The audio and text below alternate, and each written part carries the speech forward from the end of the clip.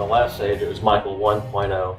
I'm working on Michael 2.0 right now, and so I've got to decide what things from the 1.0 version do I want to leave behind and scrap. It doesn't serve me anymore, and what things do I want to upload into the 2.0 version, and what do I want to leave behind, and what do I want to upgrade.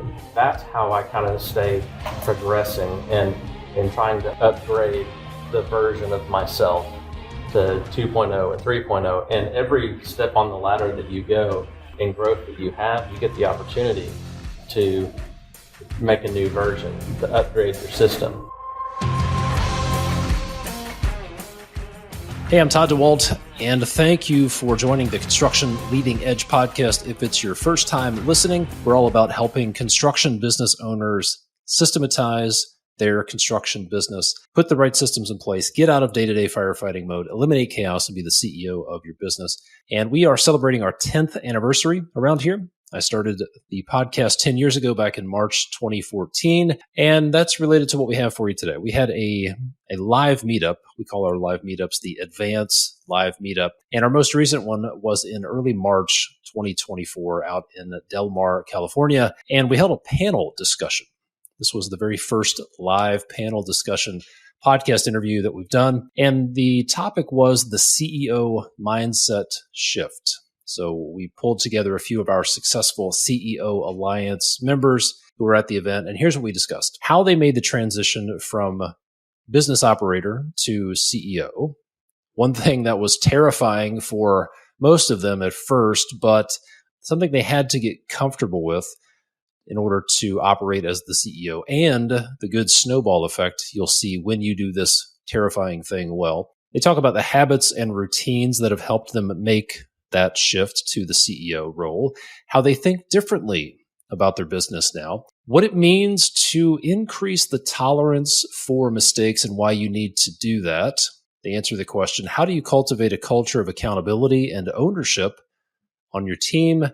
They talk about how they define success as a CEO and discuss some of the common misconceptions or challenges that a lot of construction business owners face when adopting the CEO mindset and how to overcome them. So we'll get to that conversation in just a few minutes. And if you would like to join the growing group of home builders, remodelers, general contractors, and construction business owners of all types who are eliminating chaos, getting out of day-to-day firefighting so they can operate as the CEO of their business, then that's exactly what our Systematize Your Construction Business program will do for you.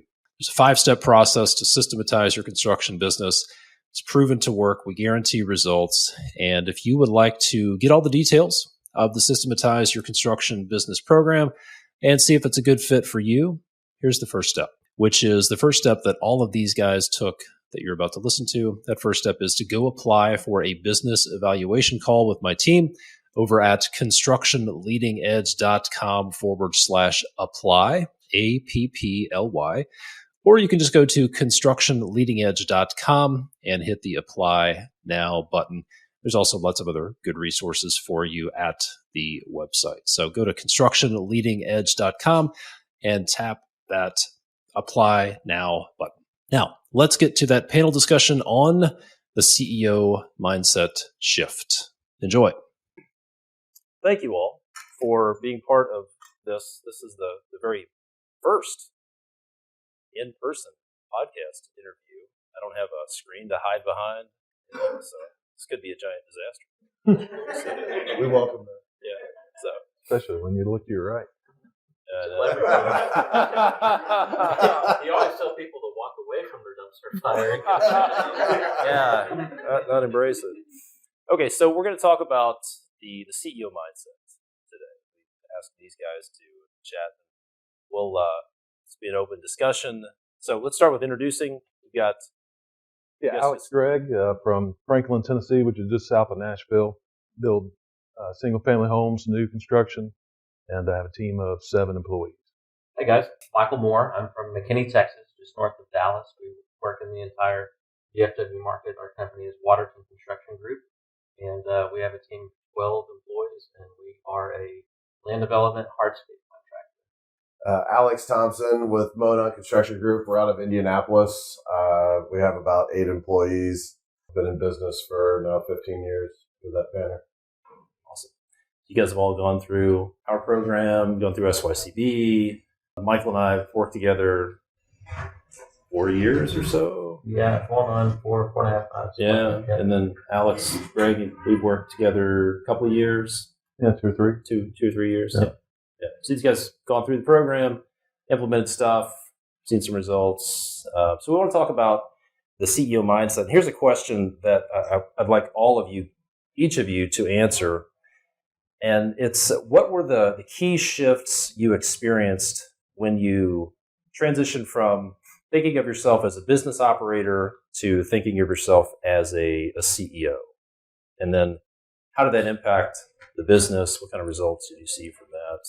Alex Gregg, you want to take a swing at that first? Yeah, I think it ties into our discussions about leadership and starting out where you're the kind of in the weeds and you're in everyday activities and you're making pretty much every decision. You're the bottleneck eventually, and then sometime at some point you got to make the decision that I'm going to be the leader and learn how to delegate, like we always talk about. And once you can do that, then you start improving your business and hopefully gain momentum on that flywheel of getting better and better and better and helping your teammates grow and become better at their responsibilities and what they're doing for your team. Can you talk about that flywheel a little bit, what that looks like for you? Yeah, so we think of it in terms of our different teams within our team, the pre-construction, the construction, then finance, and then sales. And so if we do a good job at sales, we're going to get more jobs that we can work on in pre-construction. The pre-construction team does a great job of teeing it up, nailing the handoff for the construction team, and they can go out and execute better. So that team can execute better, then we're going to have happier customers. That's going to improve sales, and then it just builds on top of one. It's a virtuous cycle. Mm-hmm. Yeah, I like it. Michael, how about you? What were the key shifts that you experienced when you transitioned from thinking of yourself as a business operator to CEO, and then what did that do for you? Sure. No, I think when we kind of made the shift, or I made the shift from being the operator to a CEO, more mindset was really about growth. It was really about personal growth. It was a lot about team growth. It was about revenue growth. It was about profit growth. I was like, how do we, I was a good operator, but I wasn't a great business owner. I wasn't a great CEO. So I was like, for us to impact the lives that we wanted to impact outside of our company and inside of our company, I knew something had to change because I was limited by my own abilities. And the more we grew, it got less and less that I could actually impact in those areas. And there just wasn't enough of me to go around. And I think when I realized that I needed to change something, that was the spark that really, really fueled our growth. And starting to put people in places that were people in positions that they possess skills where they were better than I was, and start building a team around me that could support me and do things so I could go do the things that I was doing the best. And it really kind of got our flywheel going, just like you were talking about, Alex, and really it generated more revenue, it generated more profit, more employees, of course, more overhead, but we were able to increase our revenue and increase our profitability faster than we increased our overhead. But it really helped us launch into a real business instead of just kind of playing business and playing contractor. We really turned it into a viable business. It feels like you were at a point where you had to take a fork in the road. Mm-hmm. Did you feel like you had a choice at that point? Or did you feel like you had to make this shift into Honestly, the CEO role? To be honest, I don't feel like I had a choice. I did have a choice. I didn't feel like I did. I was at a fork in the road financially. I was extended in debt for capital to run the business. Had a great vision for the business, just didn't really know how to execute it well. And it wasn't a choice for me because I was determined not to fail. I had plenty of failures, but I wasn't going to give up failing. I was going to go down swinging. So to answer that, I think that's the best thing was I didn't feel like I had a choice. That's when I reached out. I just knew I couldn't do it within myself. And that's when I reached out to you. I was like, man, I feel like we've got such a good thing going. We're just a tick or two off from doing something good, but I didn't know what it was. I just didn't know. I was like, man, we were so close. I can't can't quit now. We've done 98% of the work. We just need help figuring out the rest, 2%. Yeah. And I think that's how probably most people are. You've got 80 to 95% of it there, and you just need a few simple adjustments to get things over the hump. Mm-hmm. Yeah, that's good. Alex Thompson, what about you? What were the key shifts you experienced when you started thinking, changing the way you think from business operator to CEO, and then how did that impact personal and business? Well, I was at the end of my rope when I finally signed up. I listened to your podcast. Finally, how long did you wait? Well, a couple of years. Some of you guys, it's between 2014 and 2016.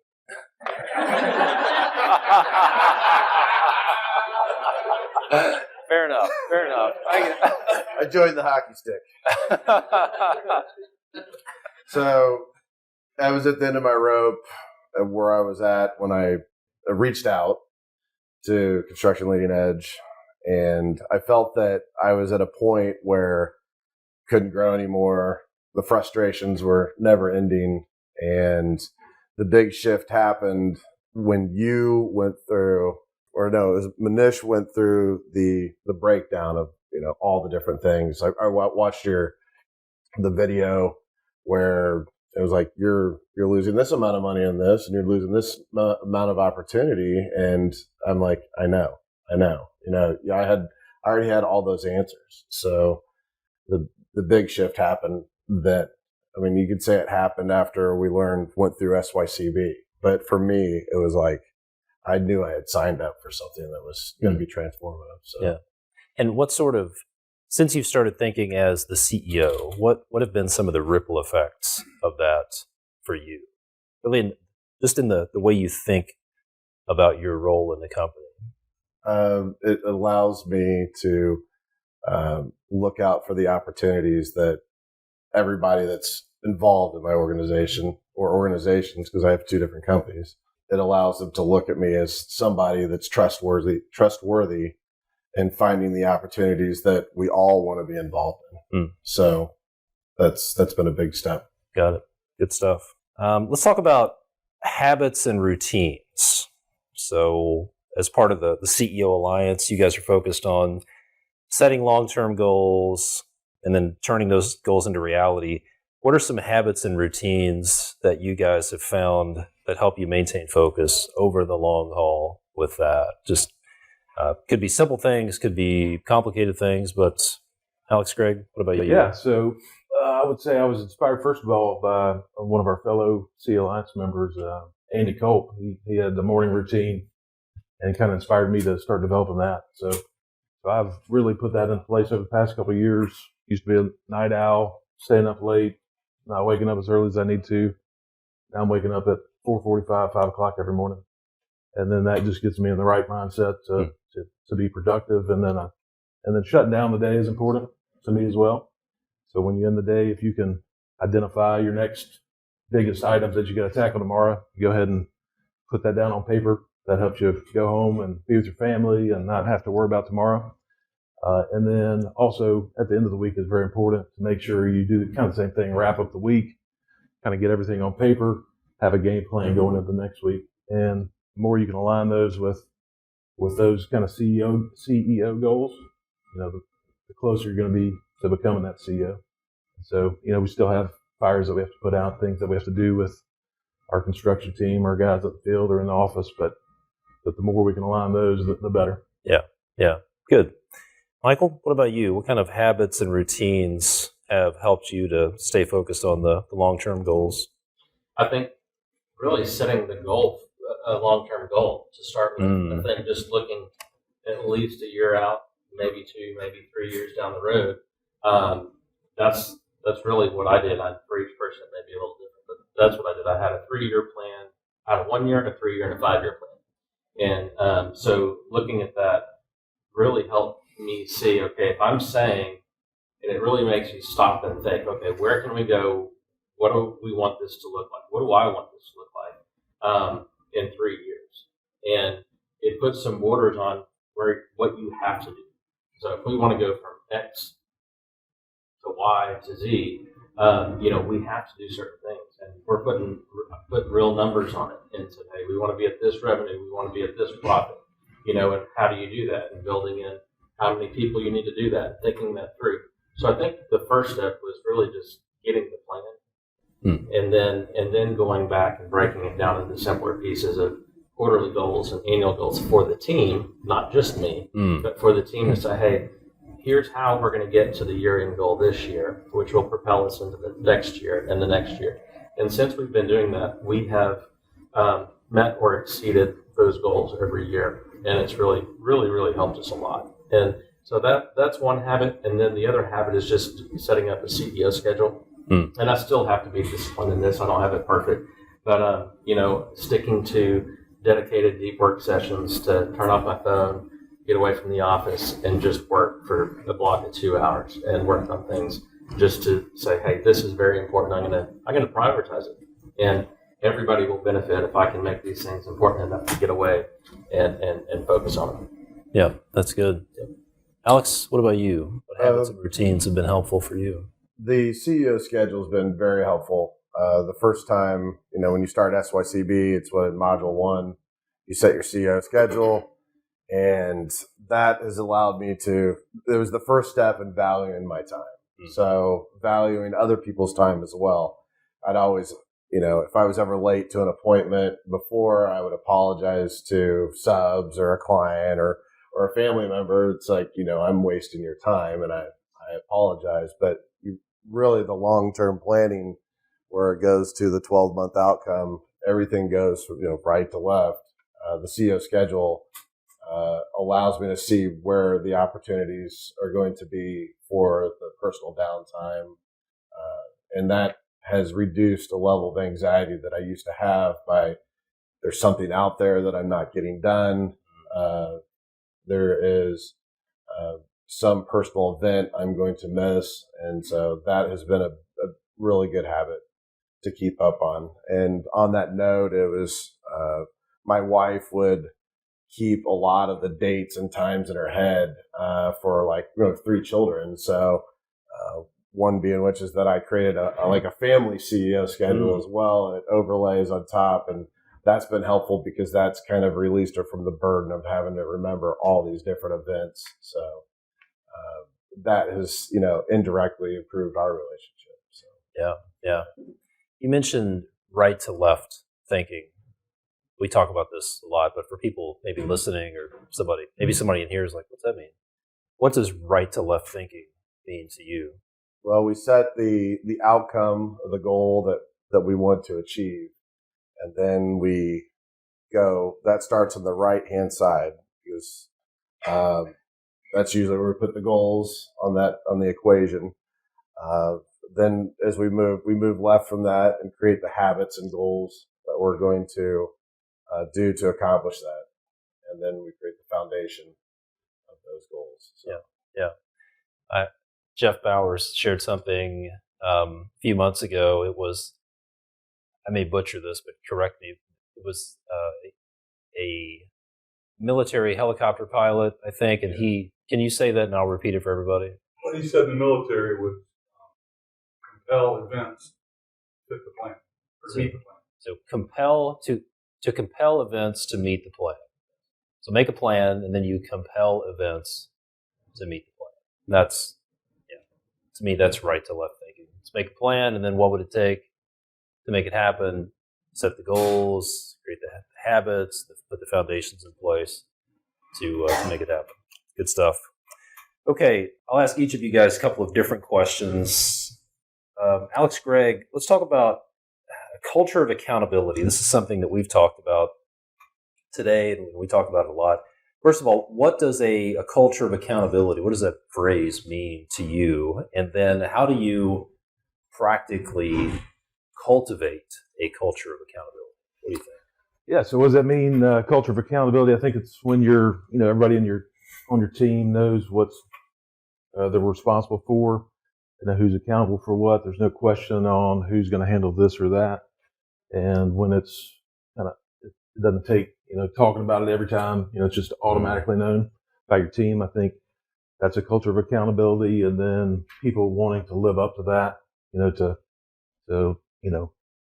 live up to the expectations that the team has of each individual. And so that culture is kind of one of those things that we're all striving for. You see glimpses of it and you see it, but then it's just a constant kind of effort to build that, grow it, make it better. So some practical ways to do that, I would say, that have helped us. One is, first of all, the accountability chart. Defining that, setting up the foundation of your company on who does what, and then really digging into what each role, what that means to be successful, what it looks like to win. And so the concept of the Big Five has been impactful as far as helping that go.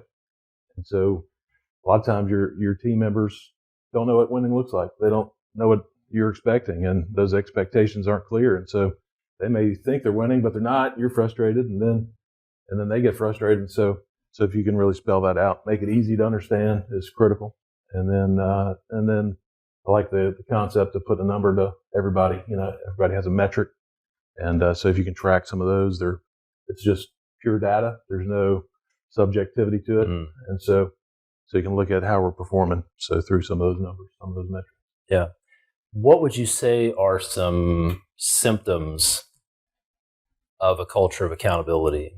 If you were to go into an organization, what things might you see that would make you think, all right, there's a culture of accountability here? So I've heard this analogy. I may not get it exactly right, but heard a coach say one time they're coaching a team that's led by no one is a terrible team, right? Mm. A team that's led by the coach is going to be a good team, but a team that's led by the players is a great team. Mm. And so if you can create a culture of accountability where people are leading themselves, setting their own goals, doing that, and you're not having to do that, I think that's kind of the ultimate culture of accountability. Yeah. So let's talk about this. As a CEO, what are we talked about some practical things we can do, like have your accountability chart, let the team know what winning looks like, create the Big Five, some of the blocking and tackling, but what are some of maybe the more nuanced things that a CEO can do to create a culture of accountability? What do you think, Michael? Oh man, I think there's a lot of things. Number one, deliver yourself, and to create that culture of trust that Leo was talking about earlier. I think if you set an expectation with people, you need to follow up and demonstrate that you're accountable for what you say you're going to do for the team. And I think it starts with the leader, because if the leader doesn't do it and you're expecting everybody else to do it, that's kind of shallow, and a lot of people can see through that. So I think that I also think just, infiltrating that into your verbiage with your team. I don't think we have a team meeting, an annual review with somebody where we don't discuss accountability. And I think everybody starts talking the same language. And, much like we're students of you in your podcast, and, we all kind of sing the same song. We all talk about what does winning look like? What would it take? All these things, culture of accountability, and it gets burned in your brain, but they're all good things. So I think our team, I would say, is starting to grasp hold of this. And it's kind of fun when we walk through and we start talking about accountability and what that is and what does that look like. And then you start hearing your team members and employees coming around saying, well, winning looks like this, or, what would it take to do? And you start hearing these things come in, and they're genuinely doing it subconsciously. They're not conscious that they're even talking that language, but they get it. Yeah. Hey, it's Todd here, and we have a couple of free resources that we want to get in your hands. First is our free training video, Get Out of Your Construction Business, How to Make It Run Without You This Year. Here's what you're going to get when you sign up for this free training video. You'll learn about the JETS thinking trap, which stands for just enough to start. That's probably keeping you stuck working in your business, and it keeps you stuck in firefighting mode, and it affects probably 90% of construction businesses. You'll also learn about the first few crucial steps you want to take if you want to spend more time working on your business instead of being stuck working in it. And you'll learn what nailing the handoff looks like and how it will help you eliminate 80% of your preventable schedule delays and profit bleeds. You can get your hands on that free video over at constructionleadingedge.com/get out. constructionleadingedge.com/GETOUT. And the second thing is a question. Here's a question. Is your business structured for success, or is it designed for failure? We found a study and found that there are 5 root causes of contractor failure, 5 primary reasons that successful contractors self-destruct. All right. This is information that we feel like every construction business owner should know about. You should know about it for 2 reasons. If you're a general contractor, 1, you need to find out if your business is structured for success. And if you're a general contractor and you have subcontractors, you may want to ask this question: are your subs structured for success or structured for failure? And if you would like to evaluate your business to see if it's designed for success, the next step is to apply for a business evaluation call with my team.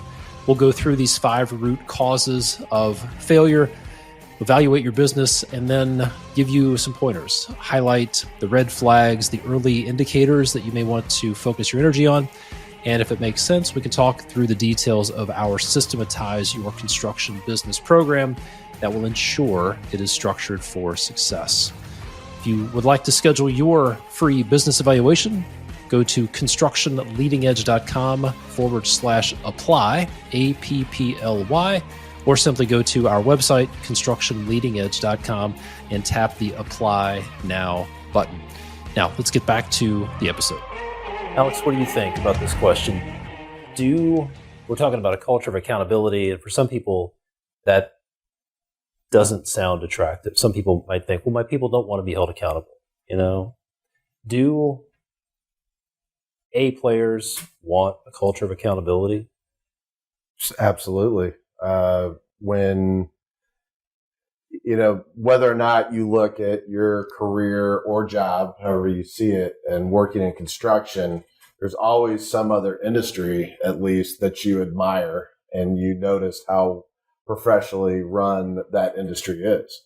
I think in construction, it's a low barrier to entry for anybody to consider themselves a construction worker or own a construction company. A painter just needs to own a brush. A carpenter only needs to own a hammer. And a lot of people come into our industry with that mindset, and, having to teach them how to operate as an A player inside of construction, I think is a very difficult proposition if they're not already born with it. So I think it's very important on the culture of accountability side. It's like whether or not they realize they want to be in construction or work in some other industry that exists. It should exist in any industry. And I had that aha moment one time. I had hired a kid who was in a construction trades program in high school, and he just didn't look like he was getting after it. I mean, he's going to a 2-year degree school to learn construction management, and I started holding him accountable about his time on the phone. He was a young kid, but I was trying to teach him everything I knew, and it just didn't seem like he was getting it.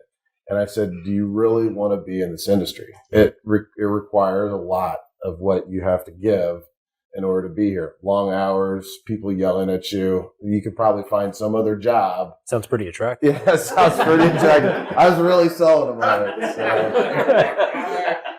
I try to give him the unvarnished truth about the industry he was studying to become part of. And he came back the next day and he's like, I talked to my family. He's like, I don't think I want to be in construction anymore. So he's since moved on, and he reached out to me. He works for a law firm, and he's happy where he's at. Okay. So I think even if I didn't make him a good project manager, construction manager, he left our organization with going in the right direction to reach his goals. Yeah. So I think that's just as important that we find out who the A players are, if they're the right ones that are on our bus, and if we've got them in the right seat. Yeah. What about either of you guys? You can answer this, or both of you can. What do you think? How do A players respond to a culture of accountability? Are they neutral to it? Does it drive them away? Does it tend to make them perform better? What do you guys think? I think the A players want accountability. Why do you say that? Some people would say people don't want to be held accountable. They just want to be left alone. Accountability sounds like micromanagement. Why do you say A players want accountability? I don't know. That's not a great answer, but I think that some of it just has to do with the DNA of the person.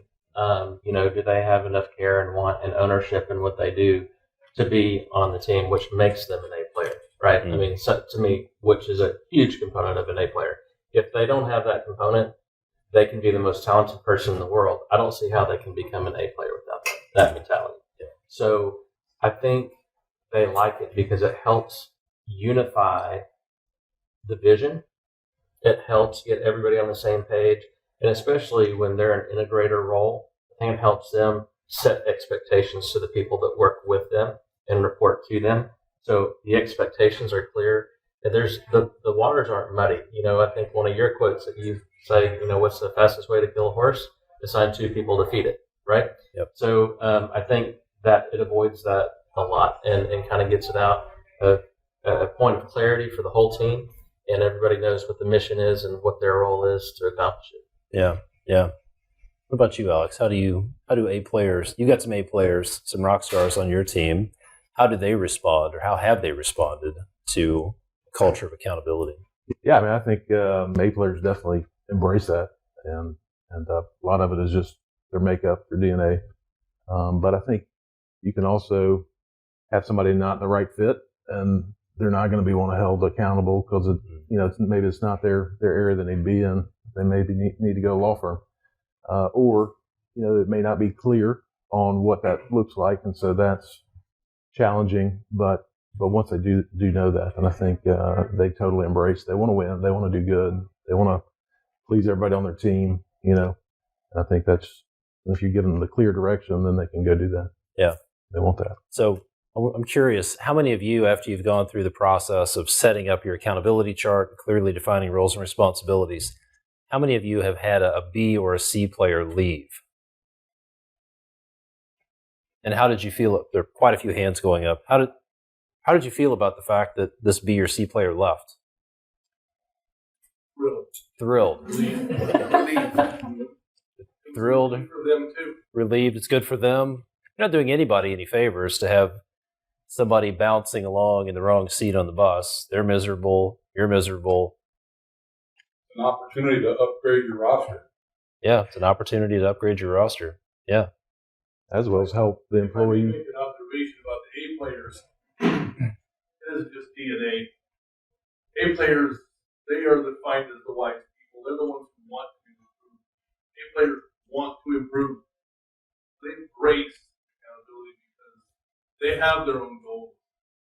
And they align with yours. They're trying to get somewhere. So when you're correcting them, they're excited about being corrected. It's not a problem for them. Yeah. It's like an A player on a team. They want to know, what does winning look like? How can I get better? That's how they take accountability and feedback. Yeah, good. So let's talk about, on a personal level, you're growing your business. The business is continuously evolving. How do you personally ensure that you are continuously evolving and growing to adapt to meet the needs of the business? What are some practical things that you guys are doing to not let the business outgrow, so to speak? Alex Gregg, what do you think? Well, first of all, I think being involved in this group is a great way to just hear from other guys that are doing the same thing, gals that are doing the same thing, and learn from them. And so yeah, staying sharp that way, and then holding each other accountable. We got to find somebody to hold us accountable too. And so finding this group has done that. And but at the same time, you got to hold yourself accountable. You got to learn how to be disciplined and stick to routines and habits. And but at the same time, you don't always have to be running around with your hair on fire. And you can kind of settle in and then also allows your team to grow when you step back a little bit, and that's how they're going to grow, better than you could ever do. Just trying to help them along. Yeah. Michael, what about you? How do you personally continuously evolve and grow to keep up with and stay ahead of your business? Yeah, I think revising the version of yourself is important. I think that a lot of times we have this fixed vision of who we are and what we are, and this is what I am, and the punch out was made long ago, and it doesn't change. And I just don't think that's true. I don't believe that. And so, for me, I work on, in the last stage, it was Michael 1.0. I'm working on Michael 2.0 right now. And so I've got to decide what things from the 1.0 version do I want to leave behind and scrap. This is obsolete. It doesn't serve me anymore. And what things do I want to upload into the 2.0 version? And what do I want to leave behind, and what do I want to upgrade?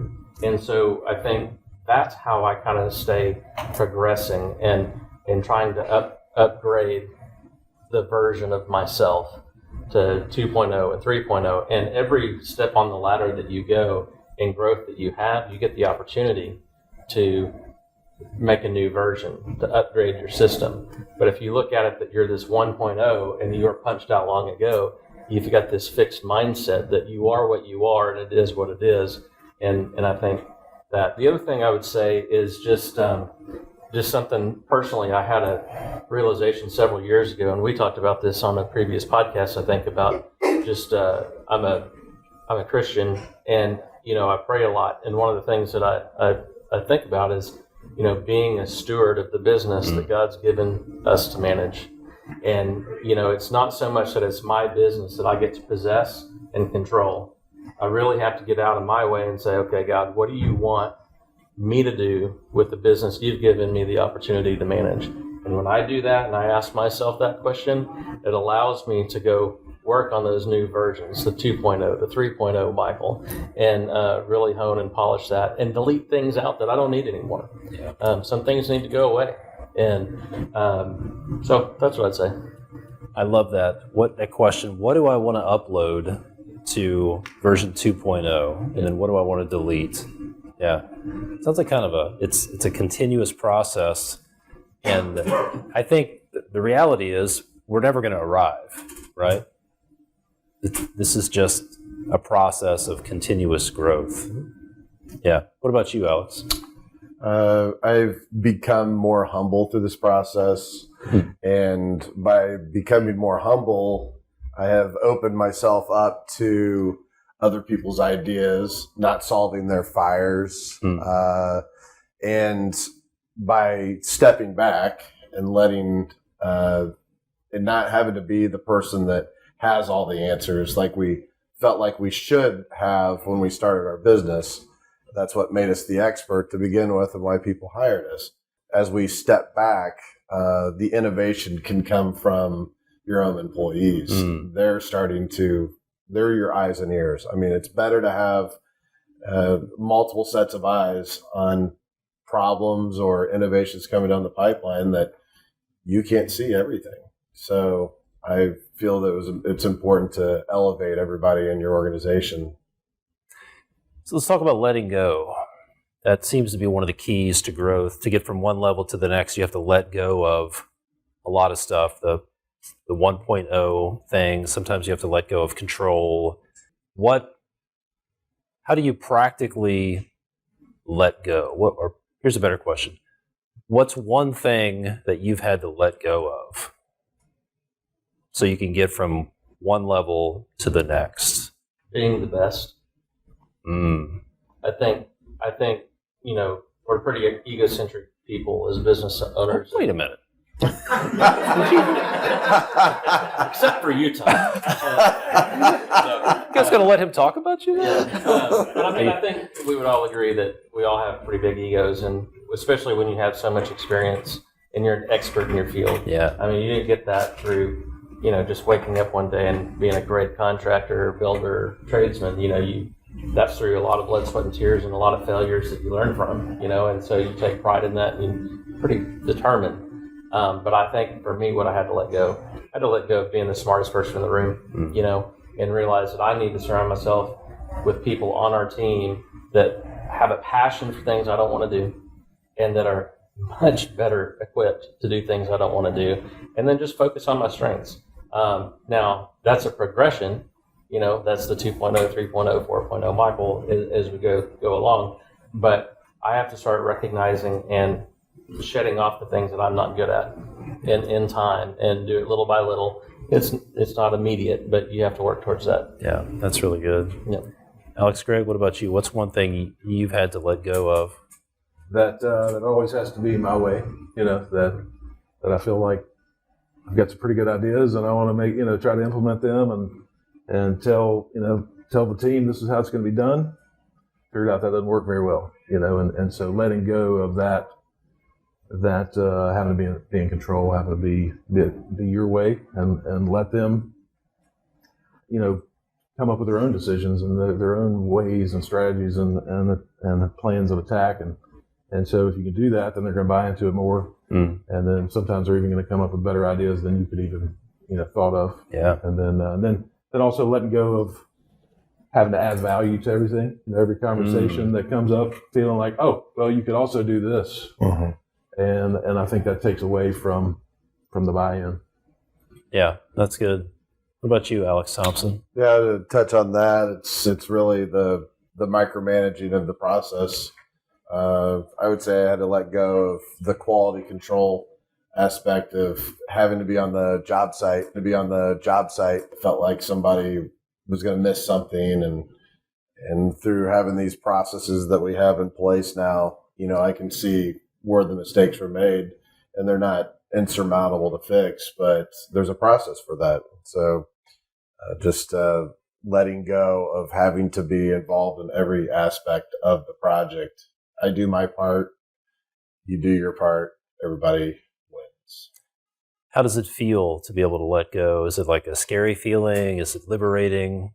How would you describe letting go of things? It became like the snowball avalanche effect where you just kept letting go and shedding more. And eventually it's like, I have a problem not doing that anymore. Every time I look at when we went through the exercise this morning about with Manish picking the different things that we were strong and that we were weak, just not liking something we can put in the weak column. I mean, I said, well, I can do that, and I can do that, and then after hearing that we can kind of let those things go, I started transferring a lot of stuff from crossing out on the strengths page and moving it to the weaknesses. Because if that's what we're going to become as full-fledged CEO, I fully embrace it. Yeah. What about you, Michael? How does it feel to let go of things? It's terrifying at first, but you learn how to do it, and then it becomes part of your culture. It becomes part of nailing the handoff and delegating outcomes and responsibilities. And anytime you delegate outcomes and responsibilities, you have to be willing to increase your tolerance for mistakes temporarily, but then you have to lead through the mistakes. So it's kind of like this ebb and flow where it terrifies you to let go of something, and then you let go and it's like, okay, but you have to support and lead so that the mistakes aren't devastating, right? But that's the only way you learn. That's how we've learned. We've made mistakes, and we learn from the mistake. We put it in our tool belt next time so we don't make the same one again. And so I think if you can lead after the delegation to keep it between the lines, they will grow and will often do it better than you could. And that's what's happened with us. I mean, I've got a team of people that are experts in their areas much better than I could do their job.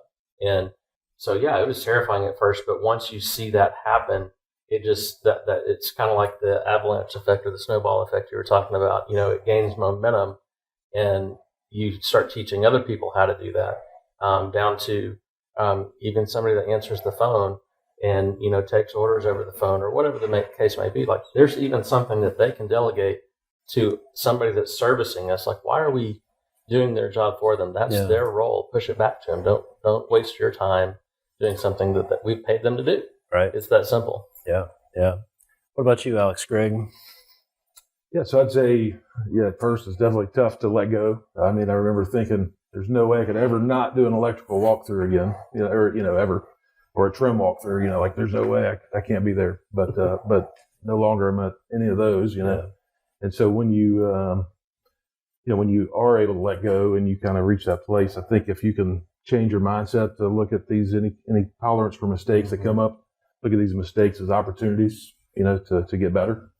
And so I think I heard somebody say, as a mistake, that was kind of an investment, education, investment in your team. And so sometimes those come along and you just got to embrace that and say, all right, let's learn from that and let's figure out how we can make the system better so that doesn't happen again. So once you can let go of that frustration of that mistake or whatever, instead see those opportunities, I think it helps.